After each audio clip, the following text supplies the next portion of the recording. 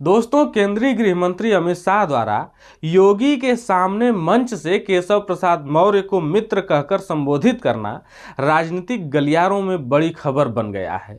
भले ही भाजपा से संबंधित होने के कारण इस खबर को मेन स्ट्रीम मीडिया में वो तवज्जो नहीं मिल रही है जो कि मिलनी चाहिए, लेकिन सोशल मीडिया और राजनीतिक जानकारों के बीच इस बात की खासी चर्चा है कि अमित शाह के इस संबोधन में कौन सा गूढ़ रहस्य छिपा हुआ है।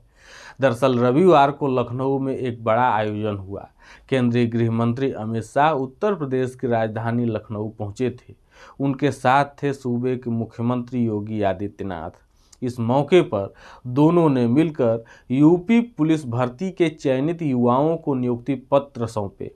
उस मंच पर अन्य मौजूद लोगों में थे सीएम योगी, डिप्टी सीएम केशव प्रसाद मौर्य और दूसरे डिप्टी सीएम ब्रजेश पाठक। अब सब कुछ सामान्य सा लग रहा था, लेकिन फिर अमित शाह ने कुछ ऐसा कहा जिसने यूपी की सियासी हवा का रुख ही बदल कर रख दिया।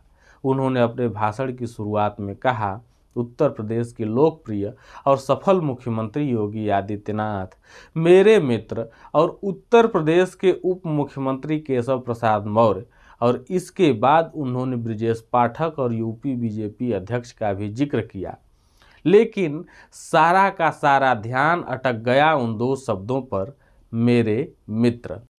श्रीमान योगी आदित्यनाथ जी मेरे मित्र और उत्तर प्रदेश के उप मुख्यमंत्री श्रीमान केशव प्रसाद मौर्य जी, उत्तर प्रदेश के उप मुख्यमंत्री श्री ब्रजेश पाठक जी, उत्तर प्रदेश भाजपा। अब सवाल ये है कि आखिर इन दो शब्दों में ऐसा क्या जादू था जो राजनीतिक गलियारों में हलचल मच गया। क्या ये सिर्फ एक औपचारिक संबोधन था या इसके पीछे कोई गहरी सियासी चाल है। राजनीति में वैसे तो हर शब्द का एक मतलब होता है, और जब बात अमित शाह जैसे शख्स की हो जो बीजेपी के सबसे बड़े रणनीतिकार माने जाते हैं, तो उनके एक एक शब्द को सूंघा जाता है। मेरे मित्र कहना कोई आम बात नहीं थी, और यहीं से शुरू हुई सियासी अटकलबाजियाँ। क्योंकि राजनीति में शब्द सिर्फ शब्द नहीं होते, वो संकेत भी होते हैं, और अमित शाह का यह संकेत ऐसा था जिसने सबके कान खड़े कर दिए। मीडिया से लेकर राजनीतिक विश्लेषकों तक हर कोई इस बात पर चर्चा करने लगा कि आखिर शाह ने केशव प्रसाद मौर्य को ही मेरे मित्र क्यों कहा। कुछ लोगों का कहना है कि ये योगी आदित्यनाथ के लिए एक मैसेज था।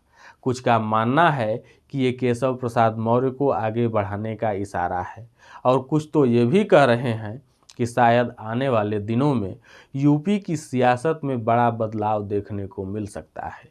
तो चलिए इन सभी थ्योरीज को एक एक करके समझते हैं।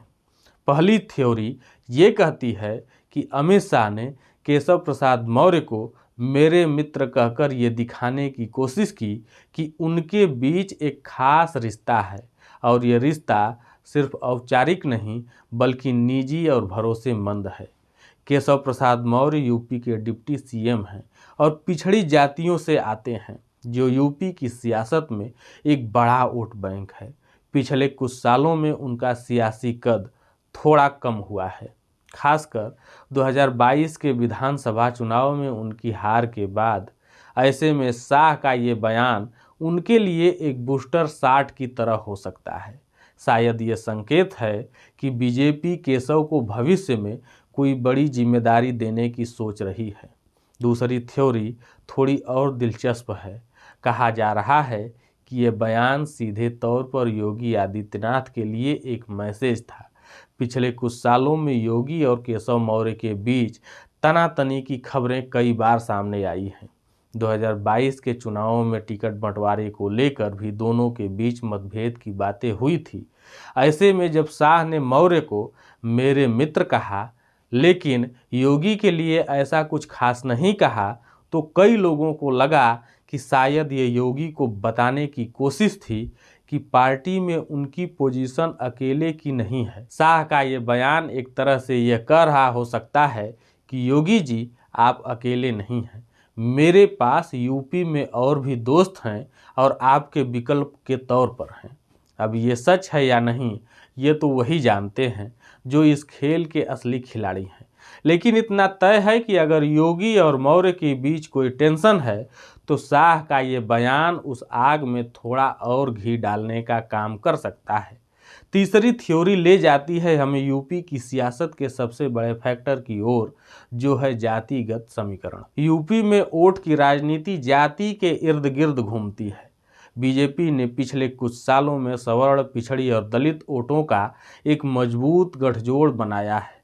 केशव प्रसाद मौर्य पिछड़ी जाति से आते हैं और उनका कद बढ़ाना बीजेपी के लिए इस वोट बैंक को मजबूत करने का तरीका हो सकता है, खासकर तब जब अखिलेश यादव और समाजवादी पार्टी पिछड़ों और अल्पसंख्यकों को अपने साथ जोड़ने की कोशिश कर रहे हैं। वहीं योगी आदित्यनाथ राजपूत समाज से हैं और उनका चेहरा सवर्णों और सनातनी वोटरों के बीच मजबूत है। ऐसे में शाह का मौर्य को मेरे मित्र कहना एक संतुलन बनाने की कोशिश हो सकता है। और चौथी थ्योरी कहती है कि ये सब अमित शाह का वही पुराना खेल है। शाह को सियासत का चाणक्य भी कहा जाता है। वो ऐसे बयान देते हैं जो लोगों को सोचने पर मजबूर कर दें, लेकिन असली मकसद वही जानते हैं। शायद ये बयान सबको कंफ्यूज करने के लिए भी हो सकता है, ताकि बीजेपी के अंदर और बाहर सब अपने अपने हिसाब से अंदाज़ा लगाते रहें। तो दोस्तों, ये 4 थ्योरीज हैं जो इस बयान के इर्द गिर्द घूम रही हैं। लेकिन सवाल अभी भी वही है, क्या सच में ये मेरे मित्र कहने से यूपी की सियासत में कोई बड़ा बदलाव आने वाला है? इसके लिए हमें थोड़ा और गहराई में जाना होगा। अब जरा इन तीनों किरदारों को समझते हैं। सबसे पहले अमित शाह, बीजेपी के सबसे बड़े रणनीतिकार, जिनके हर कदम पर सबकी नज़र रहती है, चाहे वो पक्ष हो या विपक्ष। फिर योगी आदित्यनाथ, यूपी के सीएम, जिन्होंने अपनी सख्त छवि और सनातनी वोटरों के बीच लोकप्रियता से बीजेपी को मजबूत किया है।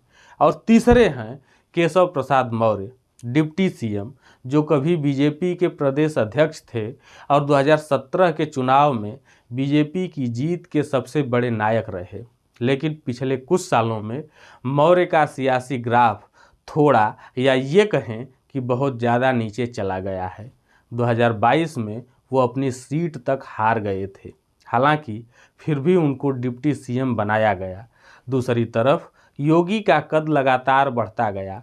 ऐसे में मौर्य और योगी के बीच तनाव की खबरें भी सामने आईं और अब शाह का ये बयान उस तनाव को फिर से हवा दे रहा है। तो क्या शाह मौर्य को दोबारा मजबूत करना चाहते हैं, या फिर वो योगी को ये दिखाना चाहते हैं कि पार्टी में उनका और भी विकल्प मौजूद है?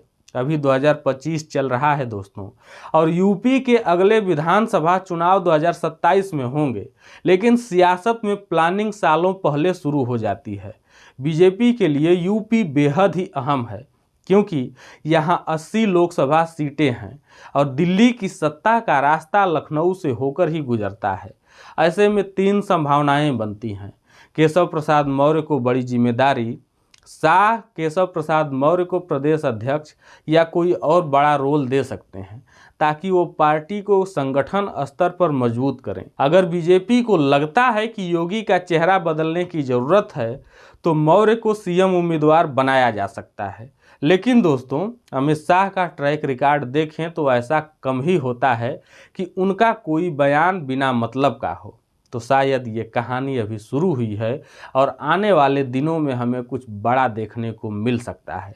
तो अब सवाल ये है कि क्या ये बयान यूपी की सियासत में नया अध्याय लिखेगा, या फिर ये भी एक गुजर जाने वाली बात बनकर रह जाएगा? आप क्या सोचते हैं?